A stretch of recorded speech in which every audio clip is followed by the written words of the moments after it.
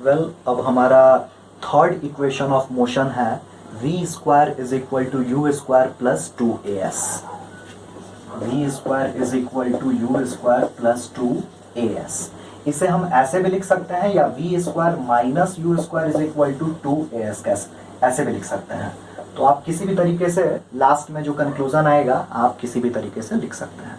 तो फिर यहाँ पर जो इनिशियल्स है u is the initial velocity, v is the final velocity, s is the distance covered or displacement and a is the acceleration, and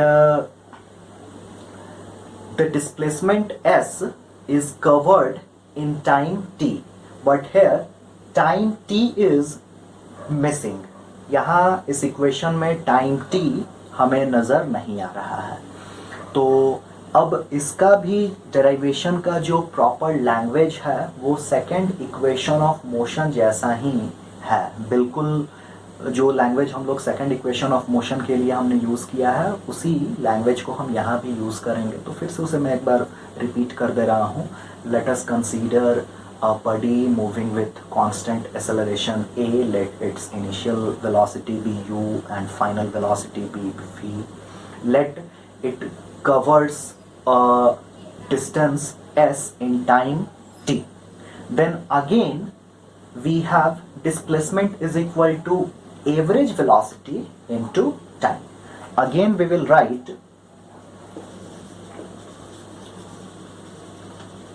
displacement is equal to average velocity into time।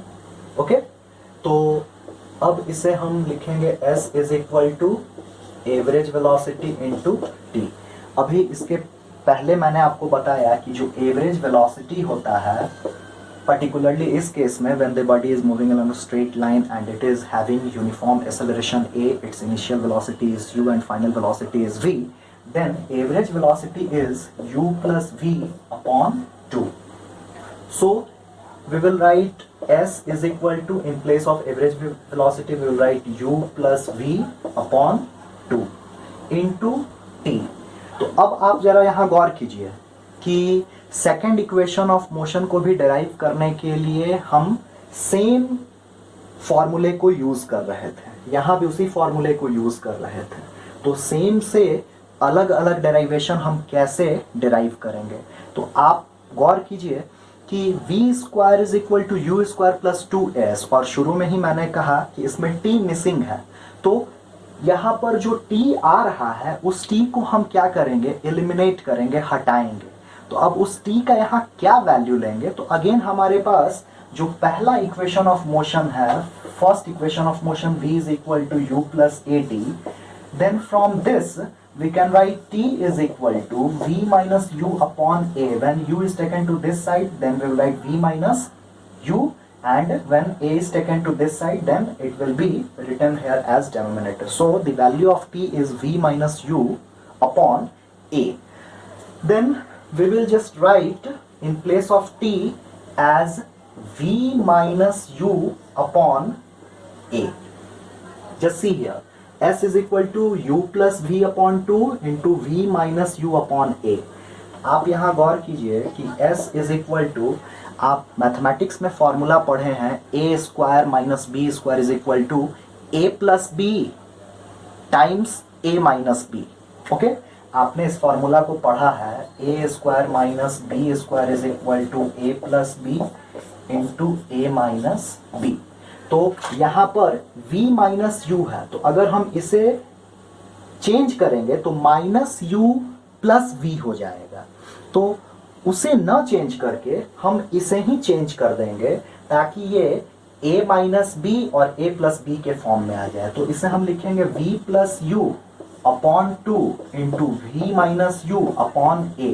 अब आप यहाँ देखिए a plus B into a minus b हो जा रहा है। तो अब इसे आगे आप सॉल्व कीजिए। तो s is equal to v plus U times v minus U upon 2a। अब आप आगे फिर सॉल्व कीजिएगा तो s इज इक्वल टू ये हो जाएगा v square minus u square upon 2a। Again when 2a is taken to this side then it will be multiplied by s and we can write v square minus u square is equal to 2as, and lastly we can write v square is equal to u square plus 2as. This is your third equation of motion. When minus u square is taken to this side, then it will be written as plus u square. So finally v square is equal to u square plus 2s. तो अब हमारे पास three equations of motion है. The first one is v is equal to u plus at, the second one is s is equal to ut plus half at square, and the third one is v square is equal to u square plus 2s. In three equations of motion को equations of kinematics भी कहते हैं. Kinematic equations of motion. Kinematic जो word है वो उसका मतलब motion होता है. एक्चुअली हम लोग जो अभी पढ़ रहे हैं वो मैकेनिक्स का एक पार्ट है. तो क्लास 11th में इसका डिटेल स्टडी करना है. तो ये मैकेनिक्स का पार्ट काइनेमेटिक्स है, फिर इसी में हम लोग को डायनेमिक्स पढ़ना है, फिर इसी में स्टैटिक्स भी पढ़ना है. तो खैर वो हायर स्टडीज़ की बात है, वो भी हम आगे के वीडियोस में मैं आपको बताऊंगा कि काइनेमेटिक्स क्या है, डायनेमिक्स क्या है और स्टैटिक्स क्या है.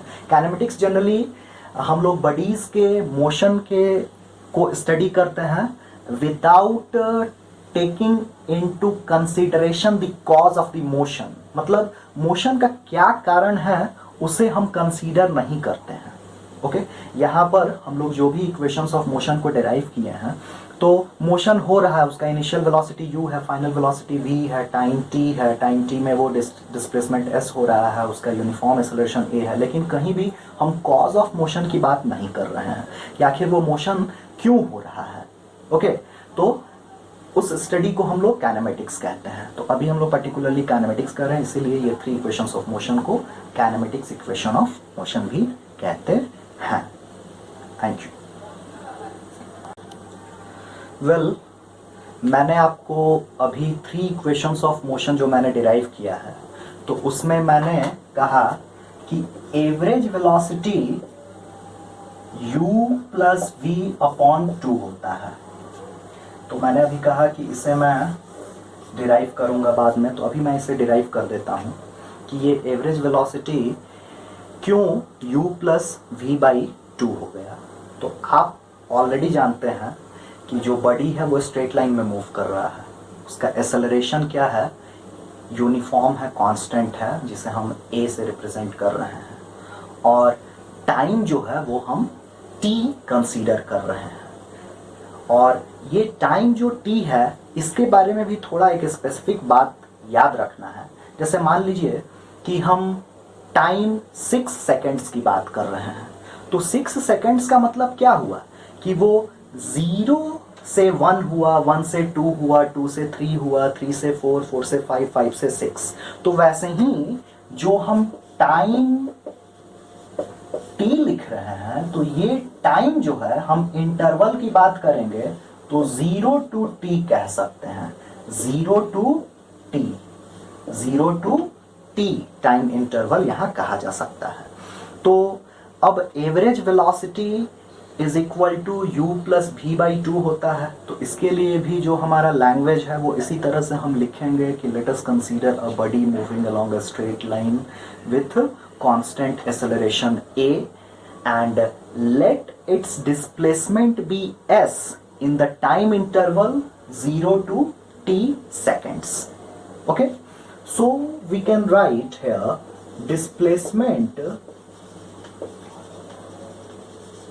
is equal to average velocity into time.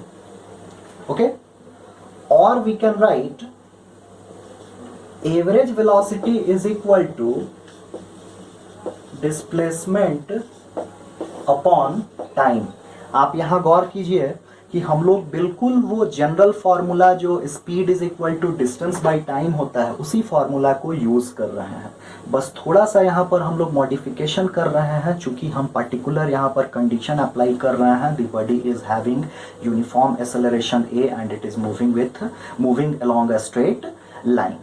तो अब आगे अगर हम लिखते हैं average velocity is equal to s upon t, and we already know that from the second kinematic equation, the value of s is ut plus half at square, ut plus half at square, and we can write here upon t. अब इस t denominator को हम separate करेंगे तो we can write average velocity is equal to ut upon t plus half at square upon t. अब यहाँ t और t cancel हो जाएगा और यहाँ पर जब कैंसिल होगा तो सिर्फ at बच जाएगा.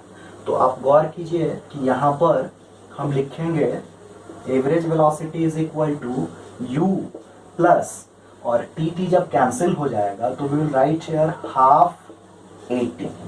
अब गौर कीजिए कि हमें लाना है u plus v by two और यहाँ u आ गया 1/2 यहाँ है, ये at है, तो ये at डिस्टर्ब कर रहा है, तो इस at को हम एलिमिनेट करेंगे. तो एलिमिनेट करने का तरीका क्या है? तो अगेन हमारे पास फर्स्ट इक्वेशन ऑफ मोशन से v is equal to u plus at है, तो हम at का वैल्यू यहां से ले सकते हैं, तो v माइनस u उसके जगह पर लिखेंगे. तो again we can write u plus 1/2 and in place of at we will write v minus u. Now अब आप देखिए इस एक्सप्रेशन में यहां से यहां तक u, v और 2 नजर आ रहा है. इसी को जब हम सॉल्व कर देंगे तो average velocity v bar is equal to u plus v by 2 मिल जाएगा. अब इसे मैं लास्ट लाइन में सॉल्व कर देता हूं. v bar is equal to this is u, तो when we take the LCM then it will be 2 and here we will write 2u plus v minus u, and now it is 2u minus u, that is u, and this is plus v and this is upon 2. So finally average velocity is equal to u plus v upon 2. तो अब इस तरह से हमारा जो average velocity है वो u plus v by 2 आ गया और इसी का मैं जिक्र कर रहा था. तो फाइनली एज ए कंक्लूजन हम कंक्लूड करेंगे कि if a body is moving along a straight line with uniform acceleration a having initial velocity u and final velocity v, then its average velocity is given by u plus v by 2. That is, average velocity is equal to the average of the initial and the final velocity. Average का हम लोग already meaning जानते हैं, sum of observations by number of observations. तो यहाँ दो observation है, एक इनिशियल वेलोसिटी और एक final velocity u and v, और इसकी संख्या 2 है. तो average velocity sum of observations that is initial velocity plus final velocity upon 2. So finally average velocity is equal to u plus v by 2. इस तरह से हमारा वो डिराइव होता है.